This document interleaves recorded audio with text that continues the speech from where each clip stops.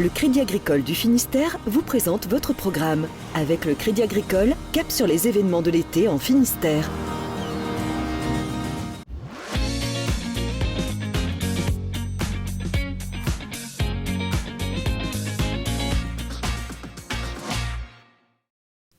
Bonjour à tous et bienvenue dans ce nouvel Instant été. Aujourd'hui, nous allons dans l'un des grands événements de l'été en Bretagne, le Festival du Bout du Monde qui débute ce vendredi et va se dérouler durant tout le week-end. C'est la 20e édition. Nous allons évidemment donc parler musique et programmation, mais nous allons également revenir sur les 20 années de ce festival. Mais juste avant, retour sur l'actualité en Bretagne avec les rédactions de TBO, TV Sud et du Télégramme.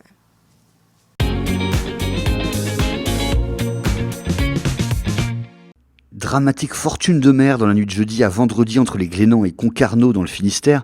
Un homme est mort et 3 autres ont été blessés, dont un grièvement dans le talonnage de leur semi-rigide. Les 4 âgés de 33 à 53 ans sont originaires de Concarneau. Les pompiers sont intervenus sur le port de Plaisance peu après 1h du matin et n'ont pu que constater le décès. Des auditions étaient toujours en cours ce vendredi pour déterminer les circonstances du drame et l'autopsie du défunt devait avoir lieu dans l'après-midi. Ambiance de plus en plus tendue à la veille de la manifestation prévue à Nantes à la mémoire de Steve Canisso, dont le corps a été retrouvé lundi après avoir disparu le 21 juin dans des circonstances troubles. La préfecture de Loire-Atlantique a interdit toute manifestation au centre-ville entre 10h et 20h, tout en autorisant un rassemblement le matin sur l'île où ont eu lieu la fête et la charge de police. Elle met en avant le risque de violence par des individus radicaux. La famille et les proches de Steve ont d'ailleurs fait savoir qu'ils ne soutenaient pas ce rassemblement. Fin d'une longue enquête dans le pays de Vannes, d'Auray à Marzan. 6 mois après son interpellation et à l'issue de sa prise en charge psychiatrique, un homme de 53 ans a été présenté au parquet et placé sous contrôle judiciaire cette semaine dans l'affaire des saccages à répétition d'une quarantaine d'exploitations maraîchères fin 2018. Entre les tunnels détruits, les plans sectionnés, les incendies, les vols, etc., les faits avaient représenté 230 000 € de préjudice. Changement de propriétaire en baie de Morlaix, l'île Louette, un de ses joyaux, appartient désormais au Conservatoire du Littoral. La commune de Carantec, qui en reste gestionnaire, va investir 120 000 € sur 2 ou 3 ans pour son aménagement. La maison peut être louée pour jusqu'à 10 personnes pour 578 € le week-end. Enfin, c'est parti pour un des plus gros week-ends festifs de l'été. Les bateaux sont arrivés à Paimpol pour le festival du Champ de Marin. Lorient a revêtu sa tenue de festival interceltique et ça chauffe à Malétroit pour le Pont du Roc. Bon week-end à tous. La Pointe de la Torche veut devenir olympique. La communauté de communes du pays Bigoudin Sud a candidaté pour accueillir l'épreuve de surf pour les JO 2024 en France. La semaine dernière, le site a reçu la visite du comité d'organisation olympique, mais la concurrence est rude, avec 4 autres sites en lice, dont 3 dans le Pays Basque et 1 en Polynésie française. Pas du tout de complexe d'infériorité, non, nous avons totalement notre place sur une ligne de départ. La visite de la délégation du comité d'organisation des JO nous a confortés dans nos capacités à répondre aux exigences qui relèvent de cette candidature. C'est surtout la question de l'accueil d'un public nombreux sur ce site naturel et protégé qui est au cœur du dossier.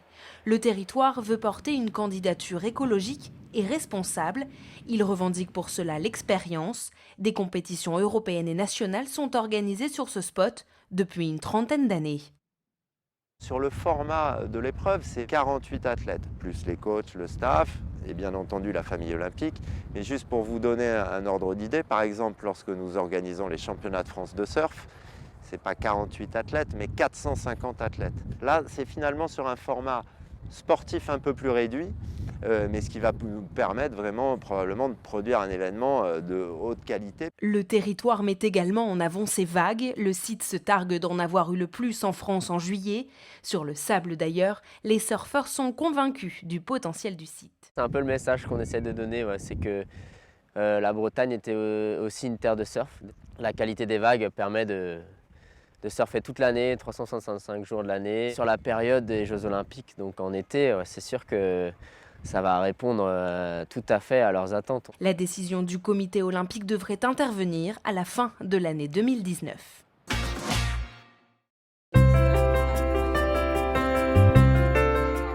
Un voyage dans le temps, Une plongée dans l'atmosphère des années 30, voici ce que propose le Musée des Arts, des Métiers et du Commerce de la Presqu'île de Rhuys. Les plus jeunes découvrent, les autres se remémorent les bancs d'école. Le compas, la grande règle, le rapporteur, et puis alors surtout la phrase de morale. Et puis toutes ces cartes, eh bien, j'ai appris la géographie avec ça. Bon, ce qui est plus ancien, non, parce que je suis quand même pas si vieille, on va dire. Confiserie, pharmacie, épicerie, une trentaine de commerces et ateliers d'artisans sont ici reconstitués. Des façades aux accessoires, en passant par les réclames, tout y est.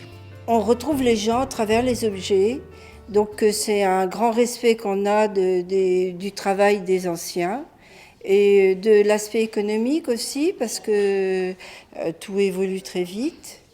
Et c'est comment les anciens travaillaient, leur méthode de travail, leur méthode de survie aussi. Une collection rassemblée au fil des ans, une vie à écumer les ventes aux enchères, les brocantes, pour dénicher tous ces objets de boutique et ateliers d'autrefois. Un patrimoine que certains cherchent à transmettre aux plus jeunes. Je trouve que ça va tellement vite maintenant aussi, et puis ils sont sur leur tablette, leur ordinateur, ça passe. Et il faut fixer un petit peu certaines choses. Oui, elles s'en fichent. Non, mais bon, je pense qu'il y a toujours des choses qui restent, et elle va me poser des questions peut-être après, oui. Mais ces décors, ces objets, ne laissent pour autant pas les plus jeunes indifférents. J'aime bien apprendre, puis j'aime bien voir des nouvelles choses. Aussi, ça fait un peu bizarre de voir des choses qu'on ne retrouve plus, par exemple les plumes. Après 20 ans d'existence, le musée va fermer ses portes à la fin du mois d'août. Une vente aux enchères sera organisée sur place du 5 au 8 novembre prochain. Et nous sommes de retour sur la presqu'île de Crozon pour parler du Festival du Bout du Monde. Nous avons retrouvé l'organisateur Jacques Guérin. Bonjour. Bonjour à vous. Alors donc c'est la 20e édition. C'est la 20e édition, oui. Est-ce que vous nous rappelleriez un petit peu comment s'est créé ce festival et d'où est venue cette idée ? C'est une idée qui est venue un peu de trois garçons, Sébastien Panou qui travaille à Ouest France et aussi Marc Ribet qui est producteur de spectacles. Et puis on avait une attache en presqu'île, on avait une jambe en presqu'île et puis une jambe à Brest. Et puis on souhaitait créer vraiment un projet nouveau autour des musiques du monde. Et puis un voyage musical. On traverse la rade de Brest pour venir au bout du monde. Et voilà, on a griffonné sur une nappe de papier un soir. On avait bien arrosé ça. Et puis après, on a été voir les élus, on a représenté le projet. Et puis est né ce festival en 2000, quoi. L'idée de ce festival, c'était vraiment le voyage au bout du monde. Est-ce que vous arrivez toujours à tenir ce pari musical ? Tout à fait. Par exemple, cette année, en 2019, il y a énormément d'artistes qui nous viennent d'Afrique, qui nous viennent des 5 continents. Et ça a toujours été comment la marque de fabrique et l'ADN du bout du monde. Voilà, c'est des voix, c'est des coups de cœur.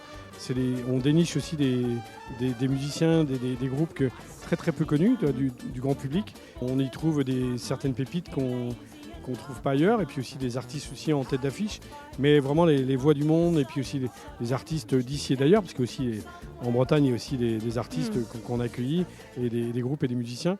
On restera toujours dans cette direction-là, quoi. Et si vous ne deviez garder qu'un souvenir de ces 20 ans, ça serait quoi ? C'est dur comme question, je sais. C'est Bachoum, ouais. Alain Bachoum qui est venu, c'était un de ces derniers festivals en France. Ça a été une plénitude dans cette prairie, dans Naoudek, c'était très très beau. Voilà, il y en a plein d'autres. Puis aussi, on vient de perdre aussi Johnny Clegg, qui était un ami du bout du monde, qui est venu aussi à plusieurs reprises. On va parler un petit peu de cette 20e édition quand même. Ça a commencé un petit peu en avance mercredi et jeudi avec 2 concerts de TT que nos téléspectateurs vont d'ailleurs pouvoir revoir sur nos antennes à l'abbaye de Landévennec notamment. Il y aura d'autres surprises comme ça pour cette 20e édition ? Déjà, c'était un beau projet. Déjà, d'une part, vous étiez en live TBO hier. TT, c'est un artiste qu'on a accueilli aussi au bout du monde.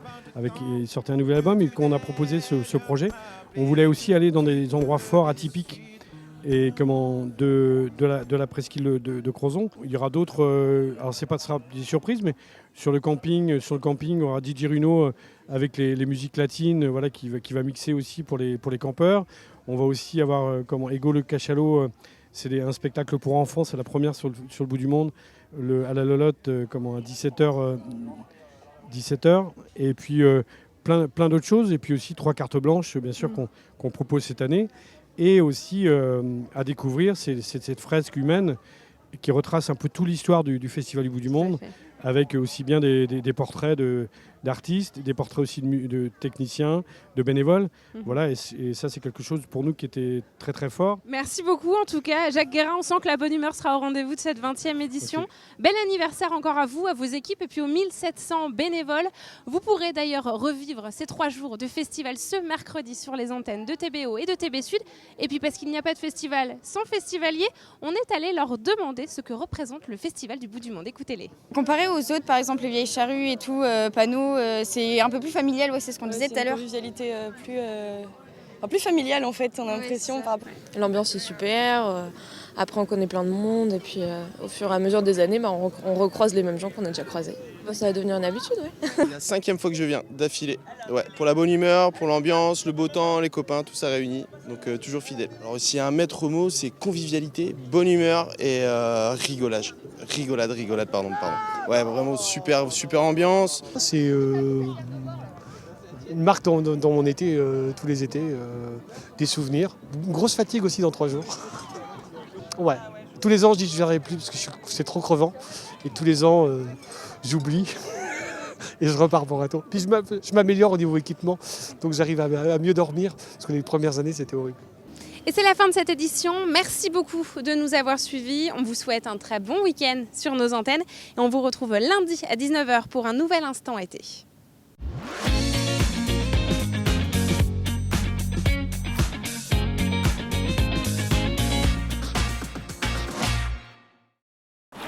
Votre programme vous a été présenté par le Crédit Agricole du Finistère. Avec le Crédit Agricole, cap sur les événements de l'été en Finistère.